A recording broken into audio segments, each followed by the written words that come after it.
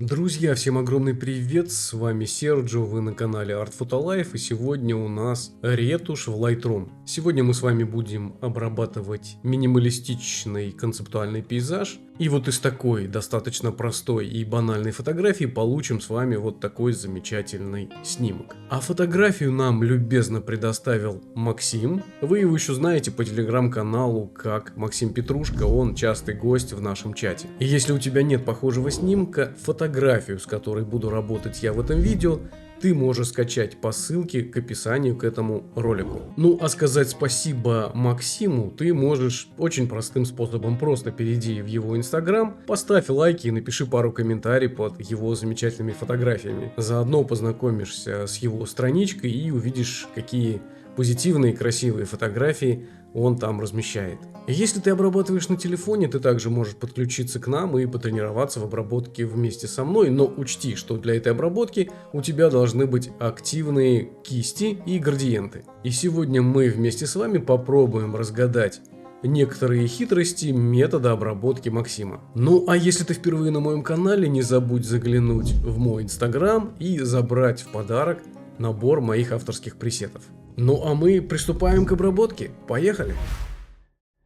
Итак, друзья, как вы уже догадались, вот эта фотография Максима, а это фотография, которую мы сегодня будем обрабатывать и которая лежит в описании к этому видео. Итак, друзья, первым делом, что мы с вами делаем, это идем в базовые настройки. Давайте сразу сделаем экспозицию чуть-чуть посветлее, где-то примерно на плюс 0,3, плюс-минус. Далее повысим контрастность. Пожалуй, на плюс 40 я остановлюсь. Светлые области мы уведем влево, где-то примерно на значение 60-65. 62 будет достаточно. Белые слегка повысим, где-то примерно на значении 24. А черные уведем влево, где-то примерно на значение минус 20. Таким образом добавим еще контрастности в наше изображение. Насыщенность мы с вами повысим посильнее, где-то буквально на значение 60-62. Далее поработаем с кривой, точку черного мы немного поднимем вверх, где-то на значение 12. Далее отступим немного вправо и потянем немного вниз, сделав темнее средние области изображения. А самую среднюю точку мы слегка повысим, таким образом добавим локального контраста. И вот у нас получилась с вами такая достаточно простая кривая, мы работали в кривой RGB. В цветные каналы мы, пожалуй, не пойдем пока, потом посмотрим, может быть, подрегулируем немного еще там. Теперь давайте переместимся в панели чисел и поработаем немного с цветом. Итак, тональность красного цвета я уведу немного влево, на значение минус 3. Оранжевый уведу в сторону красных оттенков, где-то на значение примерно 26. И желтый цвет мы также уведем влево в сторону оранжевых оттенков и где-то примерно на значении 39-40. Далее, друзья, в насыщенности мы с вами пурпурный, фиолетовый, синий полностью уберем в минус 100, а ползунок насыщенности оранжевого уведем вправо посильнее, на значение где-то, давайте посмотрим, пожалуй, даже 37. Также мы с вами поработаем и с яркостью в цветах. Давайте красный мы сделаем поярче, посильнее, где-то на значении 40-42. Оранжевый сделаем поярче, да пожалуй посильнее, да пожалуй даже на плюс 100. И желтый цвет мы также сделаем с вами поярче, где-то примерно плюс 27. Пожалуй, друзья, хватит. Давайте мы теперь с вами перейдем в цветокоррекцию. Откроем тени. Откройте вот здесь вот треугольничек, если он у вас закрыт, потому что с кругом работать тяжело, а с ползунками как-то привычнее и точнее можно подобрать нужную тонировку. Итак, давайте мы с вами насыщенность сделаем посильнее, буквально где-то вот значение на 60. Подберем соответствующую тонировку. Цвет синего в тенях у нас должен быть такой сероватый.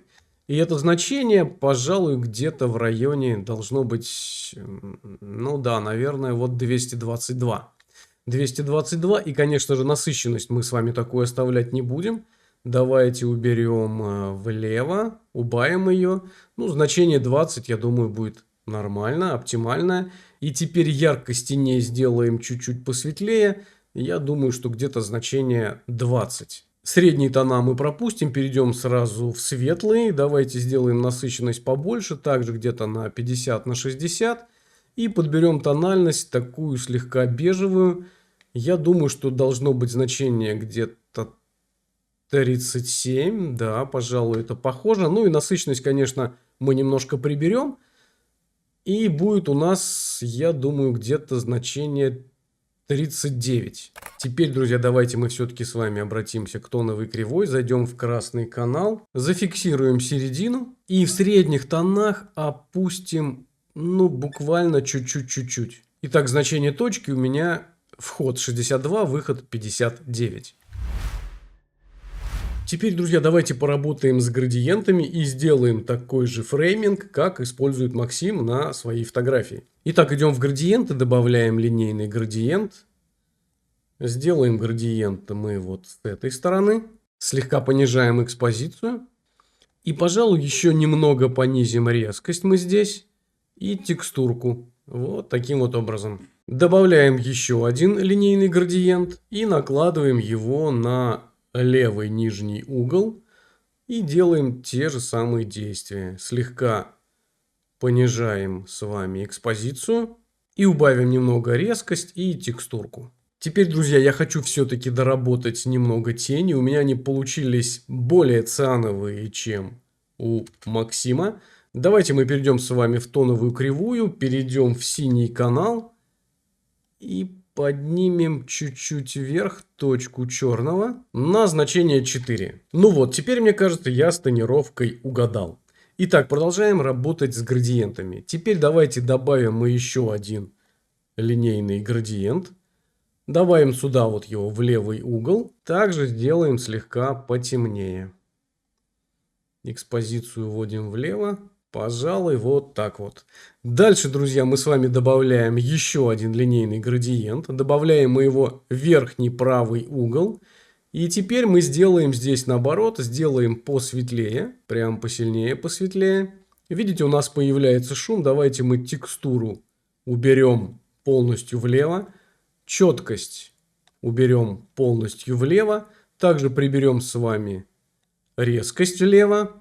И поработаем теперь еще со светлыми областями, пока не добьемся того, чего добился Максим. Вот такой вот картинки. Возможно, градиент даже нужно будет подвинуть слегка. Да, пожалуй, вот так вот. Теперь, друзья, давайте мы оттенок сюда добавим немного фиолетовых оттенков. Где-то буквально на значение, наверное, пожалуй, 6.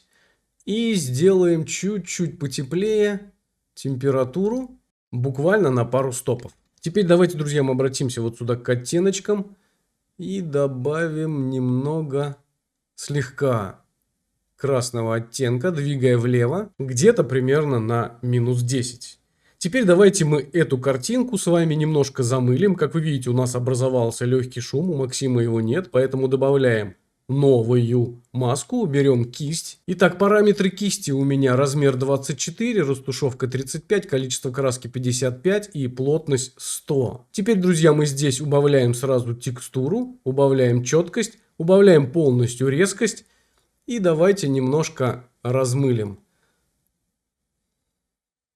изображение.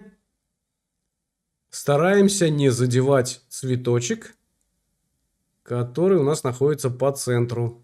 Уменьшаем кисточку для того, чтобы работать в тех участках, куда не может зайти большая кисть. Теперь, друзья, давайте мы на этой наложенной кисти немножко понизим насыщенность.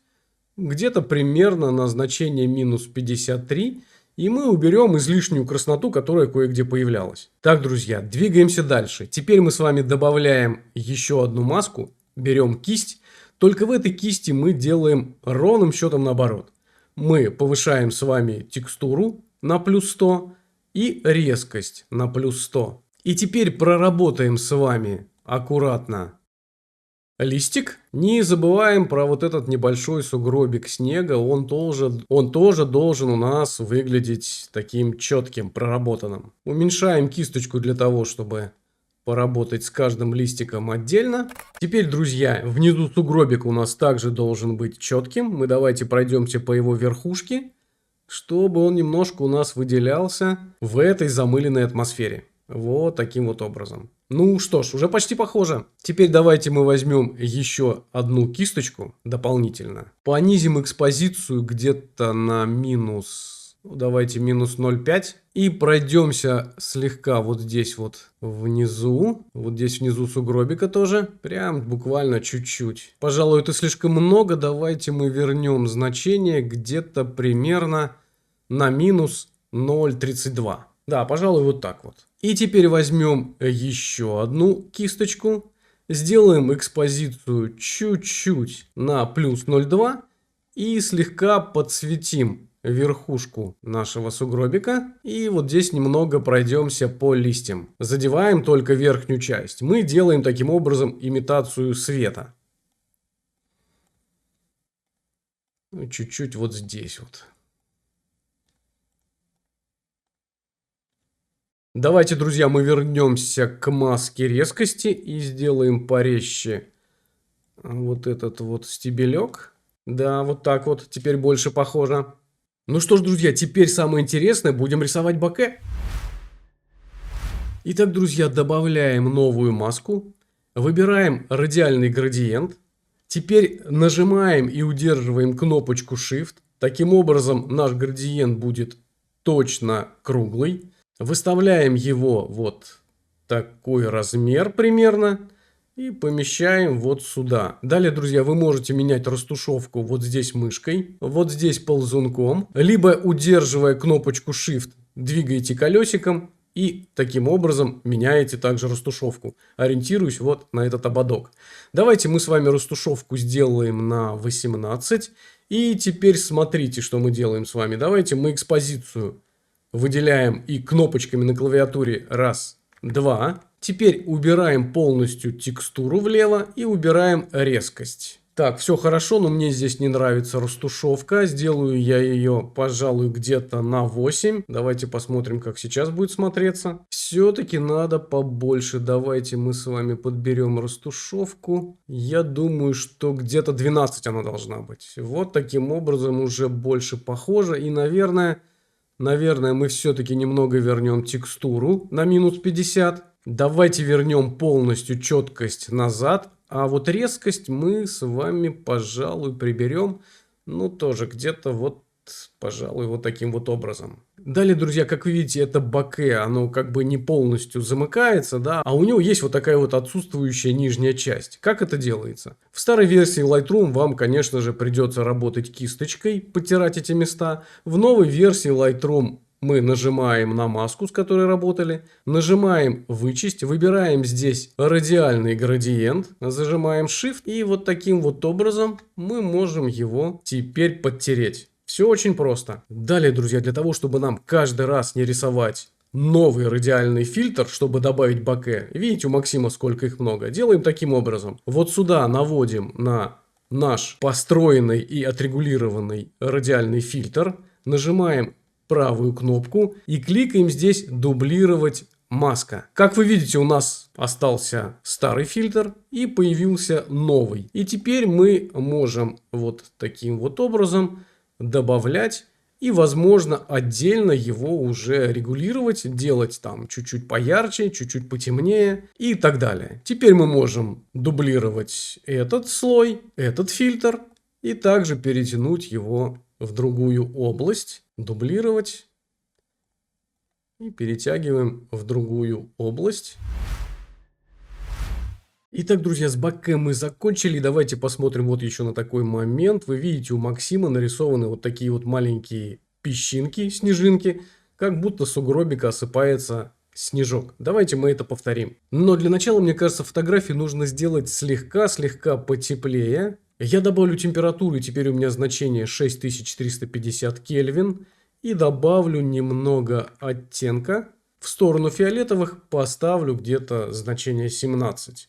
Возможно, даже еще чуть-чуть потеплее. Да, пожалуй, 6400.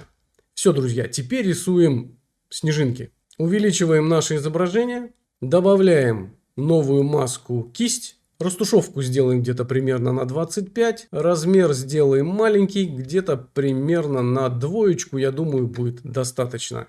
И пробуем теперь рисовать. Вот здесь нарисуем. И давайте теперь поднимем экспозицию. Ну да, где-то примерно, наверное, я думаю, на +2 будет достаточно. И значение я бы сделал даже еще меньше, наверное, на единицу. И нарисовал бы вот таких маленьких. Растушевку тоже, наверное, нужно убрать. Таким образом, регулируя размер, мы рисуем эти частицы, какие-то побольше, какие-то чуть меньше, и создаем динамику на нашей фотографии. И, друзья, я заметил, что у меня между листочками остались необработанные участки, поэтому можно всегда вернуться в маску, добавить кисть и доработать там, где вы допустили какой-то брак в работе. Ну, я надеюсь, вы меня простите, я торопился и не хотел затягивать ролик для вас. Самое главное, что мы отработали все необходимые моменты и поняли эту довольно-таки хитрую, но интересную методику обработки Максима. Увеличивая фотографию, вы можете более детально и аккуратно проработать изображение. Итак, друзья, напоминаю, что вот это была фотография Максима, а эту мы только что с вами обработали. И давайте посмотрим, какое изображение у нас было изначально и какое в итоге мы получили. По-моему, очень неплохой результат, и я надеюсь, что вы эту методику будете применять в своих фотографиях и получать вот такую необычную и приятную позитивную ретушь и красивую картинку. А на этом, друзья, все. Если видео было полезным, не забудьте поставить лайк и подпишитесь, чтобы получать уведомления о новых полезных уроках по видеообработке фотографий. С вами, как всегда, был Серджио. Желаю вам творческих высот. Всем пока и до новых встреч!